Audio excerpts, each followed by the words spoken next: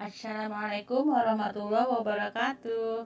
Anak-anak soleh dan soleha, siswa-siswi kelas 3 Madrasah Ibtidaiyah Pembangunan UIN Jakarta.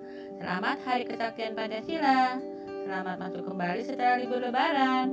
Selamat belajar online lagi dengan Bu Erma. Let's learn PPKN. Kita akan membahas tema 8. Indikatornya memahami arti gambar pada lambang negara Garuda Pancasila. Oh ya, sekedar tahu saja hari ini adalah hari lahir Pancasila, tanggal 1 Juni 2020. Temanya melalui gotong royong menuju Indonesia maju. Pancasila.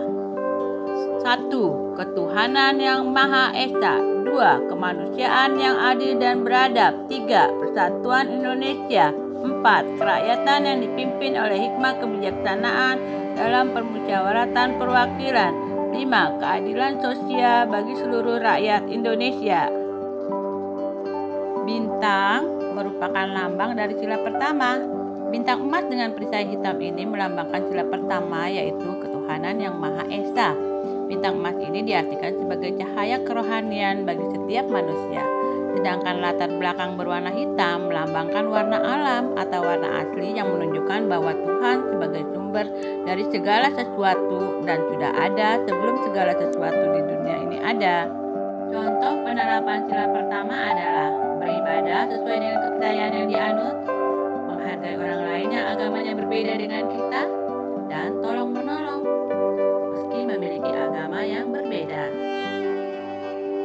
Rantai merupakan makna dari sila kedua, yaitu kemanusiaan yang adil dan beradab. Gambar rantai yang disusun atas gelang-gelang kecil ini menandakan hubungan manusia satu sama lain yang saling membantu. Rantai yang terdapat pada sila kedua ini terdiri atas mata rantai berbentuk segi empat dan lingkaran yang saling terkait membentuk lingkaran. Mata rantai yang segi empat melambangkan laki-laki, sedangkan lingkaran melambangkan perempuan. Nah, maka dari itu kita sesama manusia harus saling membantu satu sama lain. Penerapan sila kedua rantai ini adalah 1. Tidak membeda-bedakan orang yang ada di sekitar kita. Saling membantu, misalnya melakukan kerja bakti atau memberi bantuan pada korban bencana alam. Pohon beringin melambangkan sila ketiga, yaitu Persatuan Indonesia. Pohon beringin ini memiliki akar tunggang yang panjang menunjang pohon besar ini tumbuh. Akar ini tumbuh sampai ke dalam tanah dan menggambarkan kesatuan dan persatuan Indonesia. Pohon beringin juga memiliki akar yang menjalar kemana-mana yang melambangkan sebagai negara kesatuan yang memiliki latar belakang budaya yang bermacam-macam. Sila ketiga ini bisa kita terapkan dalam kehidupan sehari-hari dengan melakukan hal-hal ini. Mencintai negara Indonesia dengan cara menjaga warisan budaya yang ada, menjaga hubungan baik dengan teman-teman satu negara meskipun beda suku, agama, dan bahasa. Banteng merupakan lambang dari sila keempat. Banteng digunakan karena banteng merupakan hewan sosial yang suka berkumpul, seperti halnya musyawarah, yakni orang-orang berdiskusi dan berkumpul. Kita bisa menerapkan sila keempat dengan melakukan beberapa hal, misalnya menyelesaikan masalah dengan musyawarah, tidak memaksakan kehendak kita saat bermusyawarah, menerima hasil musyawarah dengan lapang dada. Padi dan kapas melambangkan sila kelima, yaitu keadilan sosial bagi seluruh rakyat Indonesia. Kapas dan padi melambangkan pangan dan sandang yang merupakan kebutuhan pokok semua rakyat Indonesia tanpa melihat status atau kedudukan.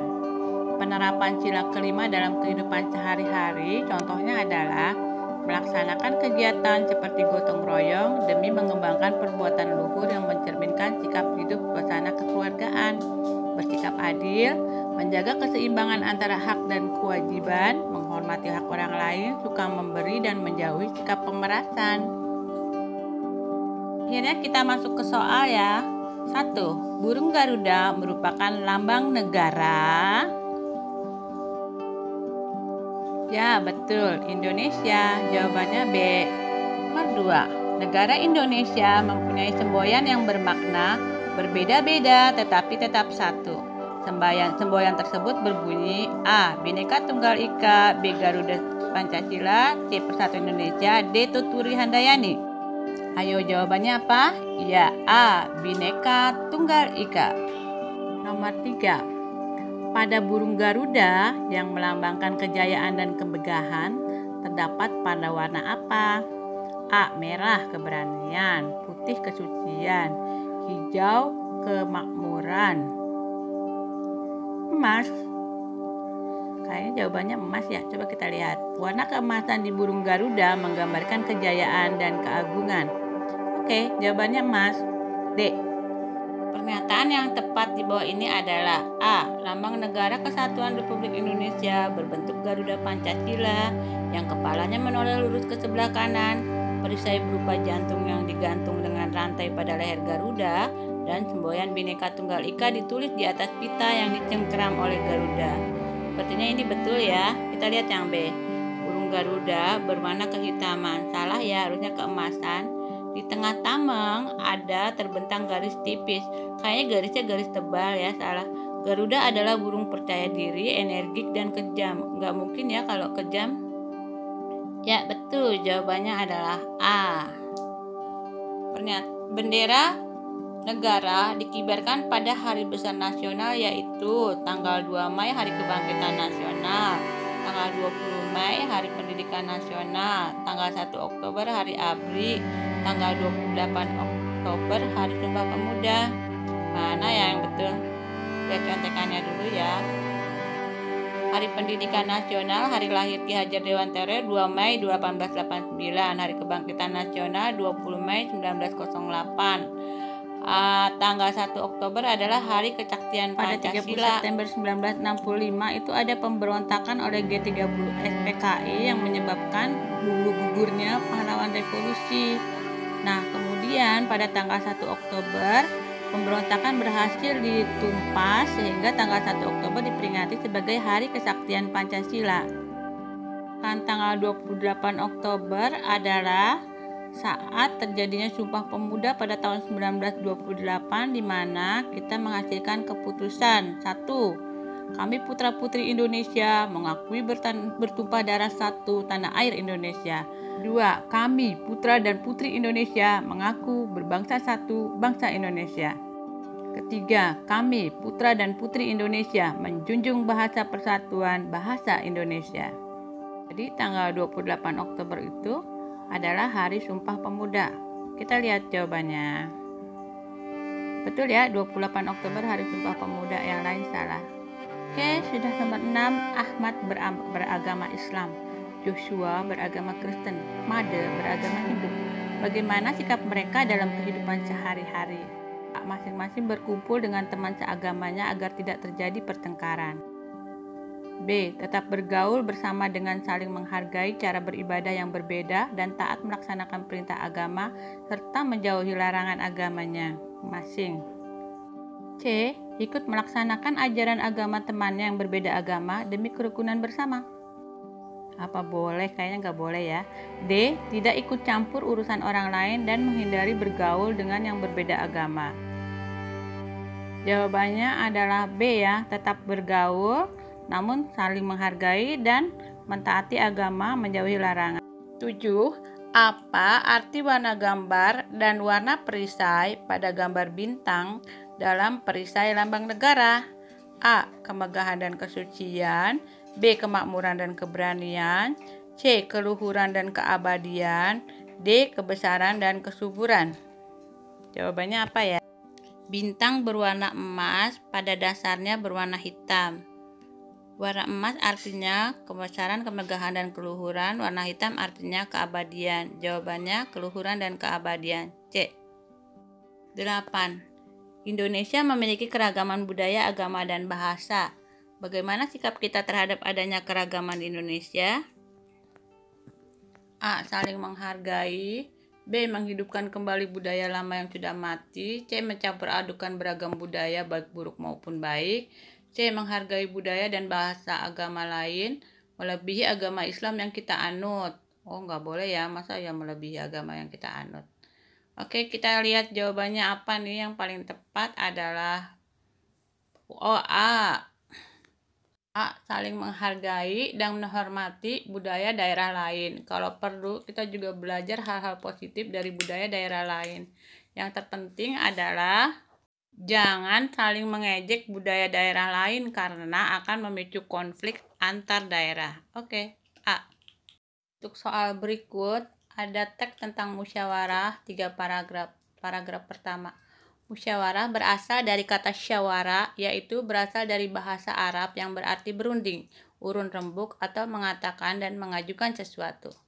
Istilah-istilah lain dalam tata negara Indonesia dan kehidupan modern tentang musyawarah dikenal dengan sebutan syuro, rembuk desa, kerapatan nagari, bahkan demokrasi. Kewajiban musyawarah hanya untuk urusan keduniawian. Jadi musyawarah adalah suatu upaya bersama dengan sikap rendah hati untuk memecahkan persoalan atau mencari jalan keluar guna mengambil keputusan bersama dalam penyelesaian atau pemecahan masalah yang menyangkut urusan keduniawian.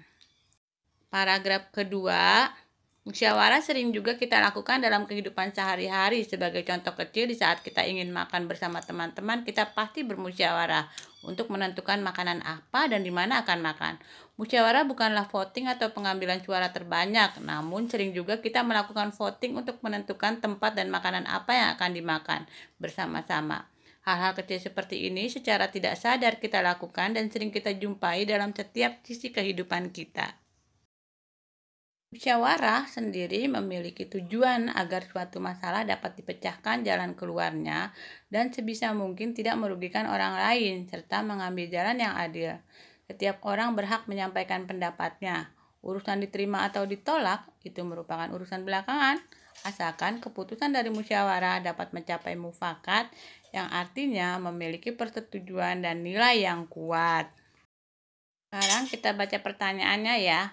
Mengapa voting bukan termasuk musyawarah? A. Karena mengikuti pengambilan suara terbanyak. B. Karena mengikuti keadilan. C. Karena keputusannya tidak merugikan. D. Karena memiliki persetujuan dan nilai yang kuat. Apa ya jawabannya? Ya, betul. Karena mengikuti pengambilan suara terbanyak. Sekarang nomor 10 nih. Apa sih tujuan musyawarah? Berasal dari kata syawara, itu arti ya. Untuk urusan keduniawian, urusan pengambilan suara terbanyak, agar suatu masalah dapat dipecahkan jalan keluarnya dan sebisa mungkin tidak merugikan orang lain serta mengambil jalan yang adil. Sepertinya D jawabannya ya. Oke, betul D. 11. Voting berbeda dengan musyawarah. Dalam voting, orang yang belum setuju dipaksa mengikuti suara terbanyak. Dalam musyawarah, semua anggota yang berembuk mengambil keputusan dapat merasakan keadilan. Keputusan dari musyawarah harus sampai mencapai mufakat. Apa arti mufakat? Setuju, seia sekata sepakat, jujur dan adil, menganggap tidak ada, mengikuti suara terbanyak. Udah muncul ya, jawabannya adalah A. Setuju, seia sekata, dan sepakat. 12. Faid dan teman-temannya kelompok piket hari Kamis di kelas 3B bersepakat hendak membersihkan selokan di depan kelas. Mayasa menyiapkan konsumsi, Arif menyapu selokan, Hanif mengambil sampah dari selokan, Ryan menyikat pinggiran selokan, Nizam merapikan peralatan kebersihan, dan Faiz memastikan anggota kelompoknya bersatu dan menjaga kekompakan. Bersatu ya. Apa sih yang dilakukan Faiz dan teman-temannya itu sesuai dengan sila Pancasila yang keberapa? Sila ketiga ya, Persatuan Indonesia. 13. Walaupun terdiri atas beragam suku bangsa, Indonesia mengutamakan persatuan agar tercipta kehidupan yang rukun dan damai. Pernyataan di atas merupakan pengamalan Pancasila yang berbunyi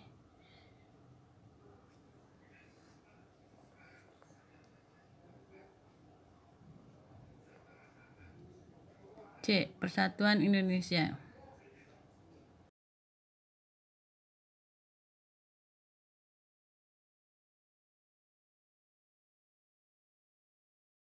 Negara Indonesia yang terdiri atas berbagai suku adalah Bhinneka Tunggal Ika.